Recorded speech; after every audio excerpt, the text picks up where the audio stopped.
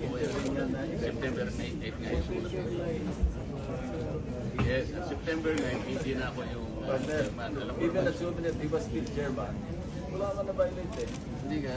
May nag-intervene nga na Ang sinasabi ko lang, halimbawa, kung hindi na ako, ikaw na kinusulta ka ba? Yun ang gusto ko lang. No? Hindi yung speaker, mas gusto ko kung ikaw ang kinusulta. Ako mo.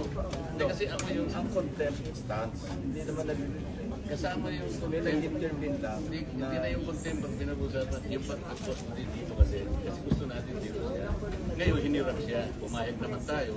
Pero ang kanyang kondisyon na binigay, isoli nyo immediately. That was before the intervening event. Wala pa yung request nun. September 8 yung ano eh. September 8 ang sulat.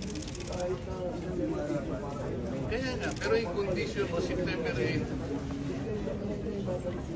Kaya nga, sabi, ibalik nyo dito in the Senate, hindi sa PNP. Pero kinonsulta nga, alimbawa, ikaw na nga nun bro, kinonsulta ba, chairman ng Pulito? Yun lang naman. O, hindi nga. Ang kinonsulta kasi yung speaker eh. Dapat kinukonsulta ako. Walang kinukonsulta. hindi nga nag-request nga si speaker. Kasi masabi mo kasi speaker. Kaya nga. Hindi mo, dapat naman lang sana may konsulta. Chairman ng Pulito na. Yan ang sinasabi. Naintindihan ko yun. Pero yung consultation is important because yung Senate custody nandito, at yun ang condition na binigay ninyo. But that was the condition that you gave. Senate. Condition. Pero nung ibinabalik sa Legal and physical. Yun naman ang tama eh. Sabi ko hindi na kailangan ng motion dahil sa sulat mo, ibabalik natin immediately.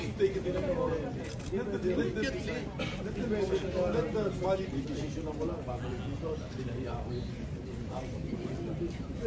Paano po tayo may kailangan nila?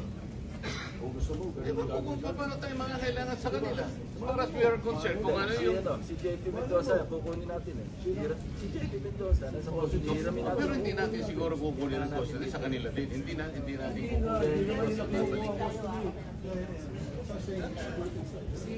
Kaya merienda muna tayo. Si Jinggoy, magulo ka talaga eh.